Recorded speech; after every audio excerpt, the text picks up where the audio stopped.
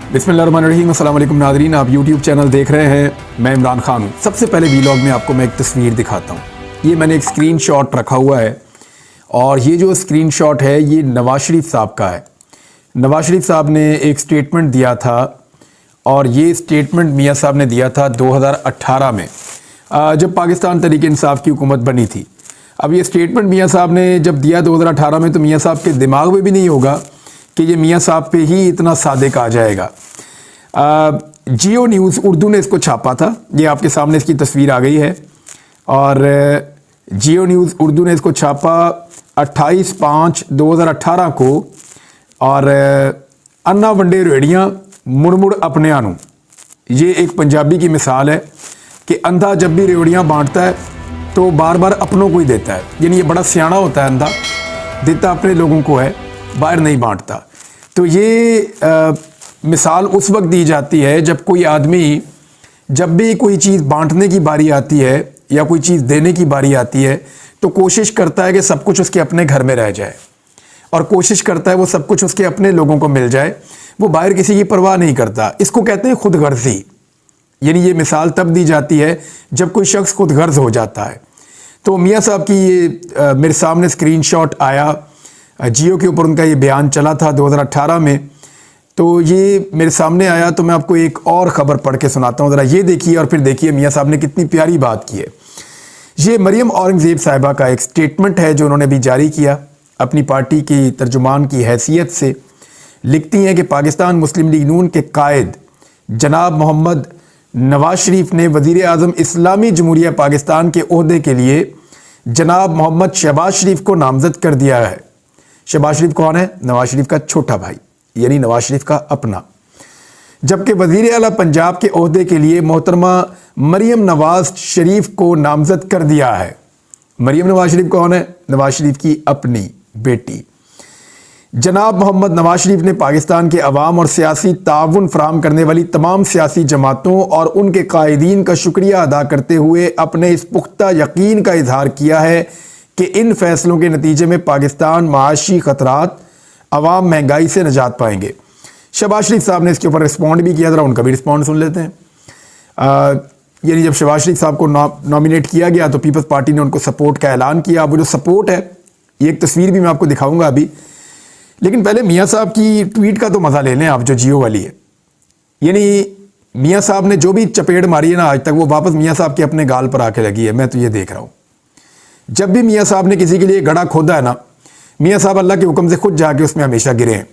बदनीयती की ये सज़ा होती है। यानी मियाँ नवाज शरीफ को आप देखें कि अन्ना वंडे रेवड़ियाँ मुड़ मुड़ अपने आनू, कि अंधा जब भी बांटता है सिर्फ अपनों में बांटता है। तो वो अंधा कौन है? मेरा छोटा भाई है, वो वज़ीर आज़म पाकिस्तान होगा। मेरी बेटी है, वो वज़ीर आला पंजाब होगी। इससे पहले मेरा भतीजा है, वो वज़ीर आला पंजाब होगा। उससे पहले मेरा भाई है, वो वज़ीर आज़म पाकिस्तान होगा। उससे पहले वज़ीर आज़म तो 3 मरतबा मैं खुद हूँ। उससे पहले वज़ीर आला तो वो भी मैं खुद हूँ। और जब भी मैं वज़ीर आज़म हूँ, नीचे वज़ीर आला कौन होगा? जी मेरा भाई होगा।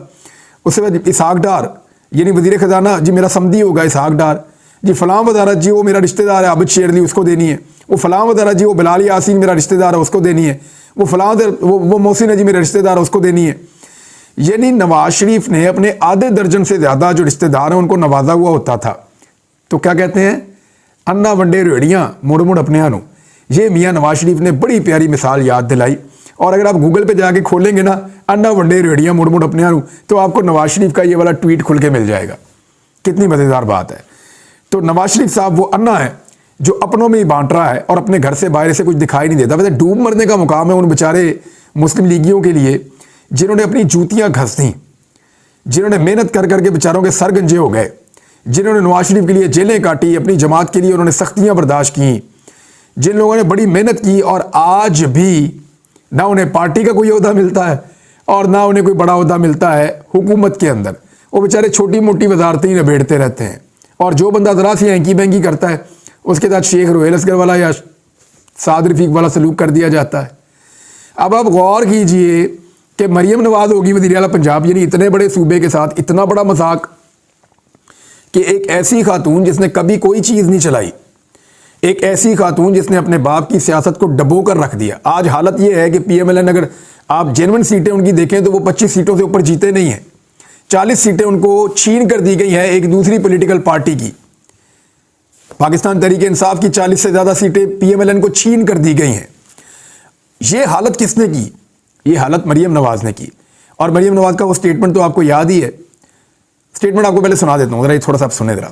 ये क्योंकि बड़ी एलिजिबल है, वो कहती हैं उनको सारे तरीके आते हैं। ये स्टेटमेंट ज़रा आप सुने। मैंने ये रास्ता नहीं अपनाना था बिल्कुल भी। वो रास्ता मुझे आता है, वो रास्ता बहुत सारे लोग आज भी लेते हैं और वो रास्ता बहुत आसान है।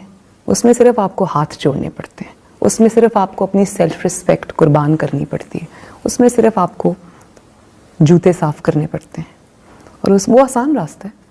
वो मुझे भी आता है, बहुत अच्छे तरीके से आता है। लेकिन मुझे आप ये ना समझें कि मुझे अंदाज़ा नहीं था कि इस रास्ते में इतनी। तो जनाब आपने सुना कि मरीम नवाज साहबा ने बताया वो तरीका मुझे भी आता है और वाकई इनको सबसे अच्छा आता है वो वाला तरीका, और उस तरीके को इस्तेमाल करते हुए ये ख़ानदान फिर इक़्तिदार में आ गया है। ये ज़रा तस्वीर देखिए, पहले आपको ये तस्वीर दिखाते हैं।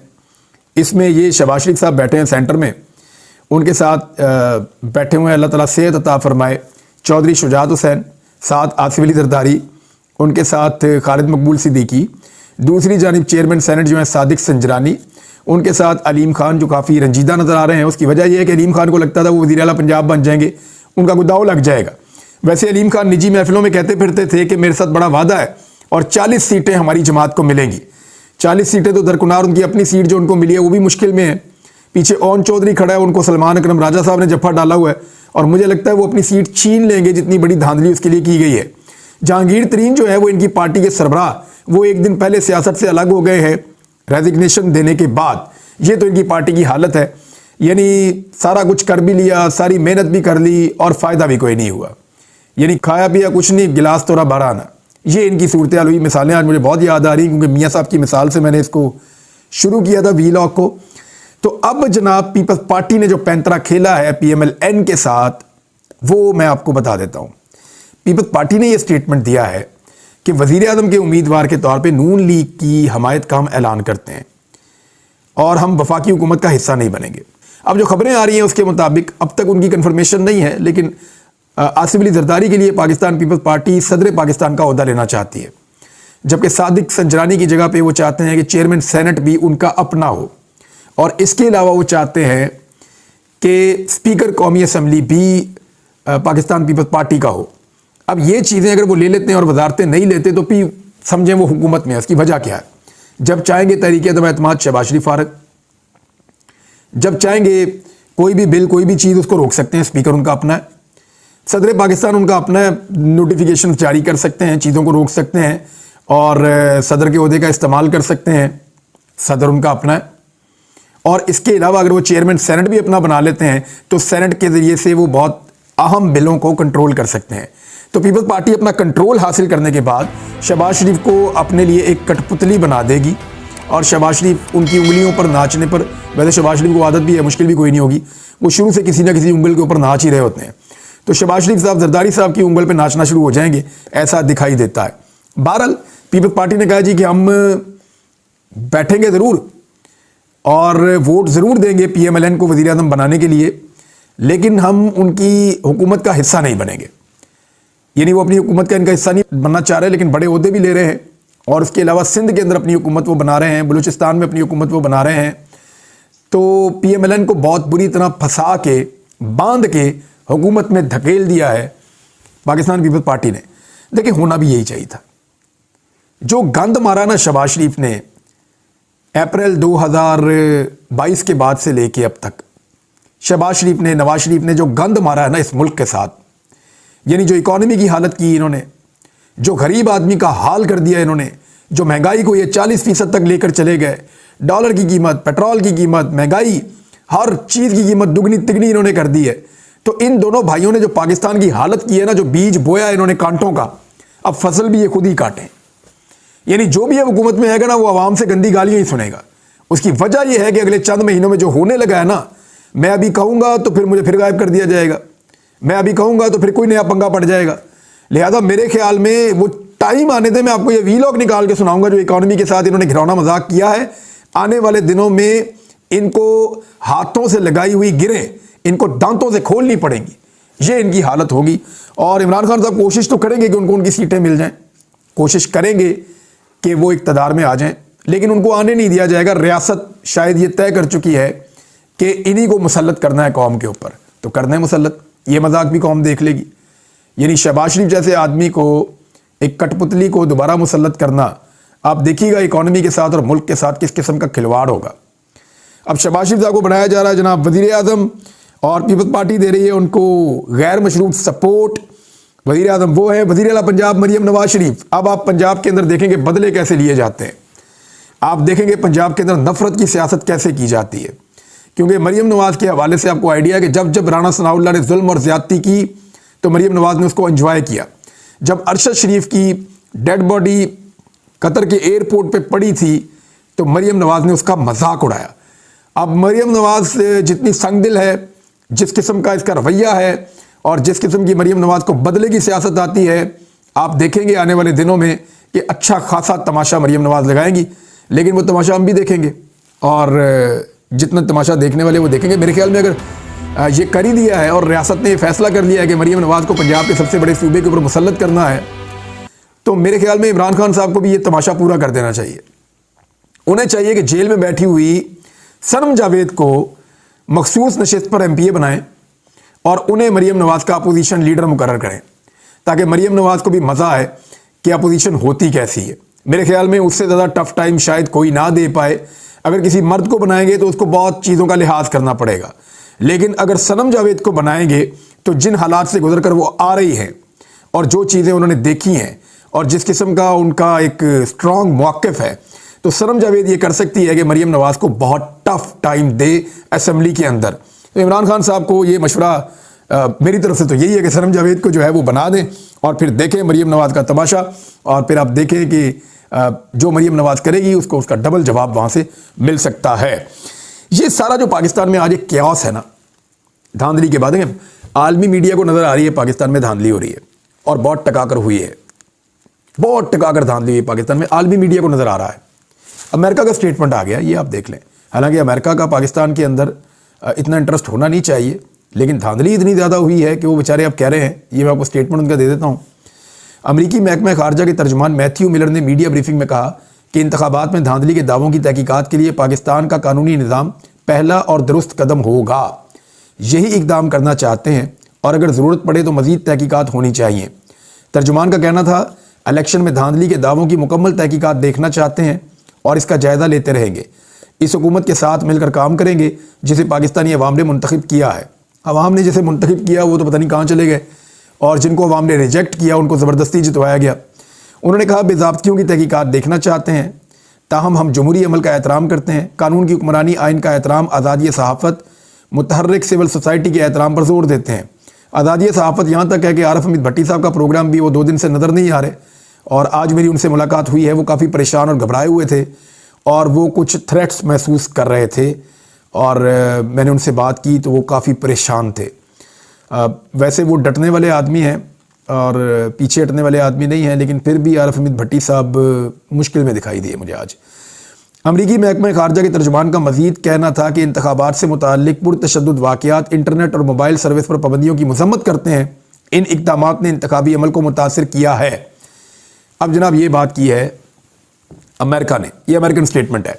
अमेरिका को पता चल रहा है, यूरोप के अखबारों को पता चल रहा है, इंडिया को पता चल रहा है, दुनिया के हर मुल्क के अंदर पता चल गया है, आलमी मुबस्सरीन को पता चल रहा है कि पाकिस्तान में धांधली हुई है।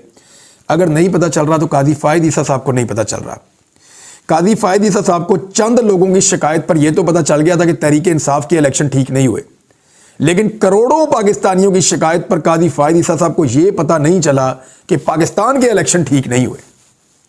यानी तहरीक इंसाफ के इलेक्शन को ठीक करने के लिए काजी साहब जंपिंग करते हैं और तहरीक इंसाफ से इंतखाबी निशानी वापस ले लेते हैं और उनको बेयारो मददगार छोड़ देते हैं, और उसके नतीजे में हो क्या रहा है, पाकिस्तान में हॉर्स ट्रेडिंग हो रही है। बंदे उठाए जा रहे हैं, गायब किए जा रहे हैं, और उन्हें कहा जा रहा है कि अपनी पार्टी तब्दील करो। ये हो रहा है उसके नतीजे में। दूसरी जानिब जब पाकिस्तान के करोड़ों वोटर ये कहते हैं कि उनका हक छीन लिया गया है और पाकिस्तान के जनरल इलेक्शन के अंदर बदतरीन धांधली हुई है, फॉर्म 45 के मुताबिक फॉर्म 47 जारी नहीं किए जा रहे और धांधली करके गलत लोगों को जिताया जा रहा है, तो काजी साहब को कोई फिक्र ही नहीं है। एक पार्टी कैसे चलनी है इसकी फिक्र पाकिस्तान के चीफ जस्टिस को बहुत ज्यादा है। लेकिन एक मुल्क कैसे चलना है इसकी फिक्र उनको नहीं है।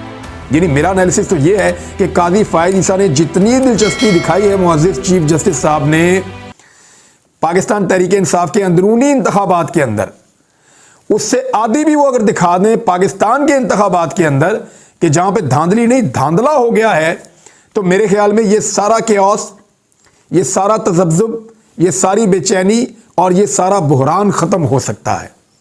लेकिन काजी फायद ईसा साहब की यहाँ पे दिलचस्पी नहीं है। उनकी दिलचस्पी सिर्फ इसमें थी कि इमरान खान साहब की पार्टी में इलेक्शन ठीक हुए या नहीं हुए। मुल्क के इलेक्शन ठीक होते हैं, हो नहीं होते ना हो।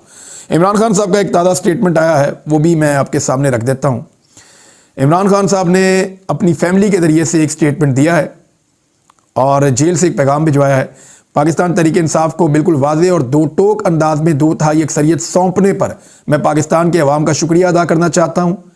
अवाम का कसीर तादाद में इंतखाबी अमल में शिरकत के लिए निकलना नहायत हौसला अफजा था। अवाम ने जिस तरह ख़वातीन और बच्चों समेत अपने अहले खाना के हमरा निकल कर अपने वोट का हक इस्तेमाल किया है, इससे सही मानों में जमहूरियत की रूह जिंदा हुई है। इस पूरे मरहले के दौरान हर किस्म की सूरत हाल से निमटने के लिए जिस मेहनत और जांफशानी से हमारे सोशल मीडिया ने काम किया है, इसकी मैं बतौर ख़ास तहसीन करना चाहता हूँ। मैं मुज़ामत की सकत और सलाहियत से लेस इन पोलिंग एजेंट्स की खिदमात को भी सराहता हूँ, जिन्होंने धौंस और धमकियों के नारवा सिलसिले के बावजूद डट कर अपने फ़राइज़ सर अंजाम दिए और फार्म 45 का हुसूल यकीनी बनाया। चूँकि पाकिस्तान के अवाम नहायत वाज़ेह और दो टोक अंदाज में अपना फ़ैसला सुना चुके हैं, चुनाचा अब पाकिस्तान को शफाफ इंतखाबात और जमहूरियत की अशद ज़रूरत है। अवाम के मैंडेट पर डाका डालकर हुकूमतों में घुस बैठने वालों को मैं ख़बरदार करता हूँ कि इस मिस एडवेंचर से गुरेज करें। अवाम के वोट पर दिन दहाड़े ऐसे डाके से शहरियों की तौहीन ही नहीं होगी, बल्कि मुल्क की मईशत तबाही के गड़े में मज़ीद गहराइयों में जा पड़ेगी। पाकिस्तान तहरीक इंसाफ अवाम की मंशा पर किसी तौर समझौता नहीं करेगी और मैंने अपनी जमात को वाज़ेह तौर पर हदायत दी हैं कि पीपल्स पार्टी, पाकिस्तान मुस्लिम लीग नवाज़ और मुत्तहदा कौमी मूवमेंट समेत किसी भी ऐसी जमात से मामला साजी मुमकिन नहीं जिसके दामन पर अवाम का मैंडेट चुराने के दाग हों। फजलुर रहमान भी उन्हीं में से एक है। मेरे ख्याल में ये वो पॉलिटिकल पार्टीज़ हैं जिनसे इमरान खान साहब बात नहीं करना चाहेंगे। अब एक चीज़ आप और ध्यान में रखिएगा, मरियम नवाज़ और नवाज शरीफ के साथ ना एक बड़ा टेक्निकल इशू भी हो गया है। नवाज शरीफ के साथ ये हुआ है कि वो अगर रहते हैं पाकिस्तान में और अपनी सीट को एंजॉय करते हैं, तो बहुत मुमकिन है कि यास्मीन राशिद नवाज शरीफ को आउट कर दें, क्योंकि बड़े भोंडे तरीके से नवाज शरीफ को इलेक्शन जितवाया गया है और यास्मीन राशिद साहबा की कामयाबी का नोटिफिकेशन जारी हो जाए, तो मियाँ साहब तो हो गए फारिग। दूसरी तरफ मरियम नवाज अगर वो वज़ीर आला पंजाब बन भी जाएंगी तो वो बहुत कंट्रोल में रखी जाएंगी।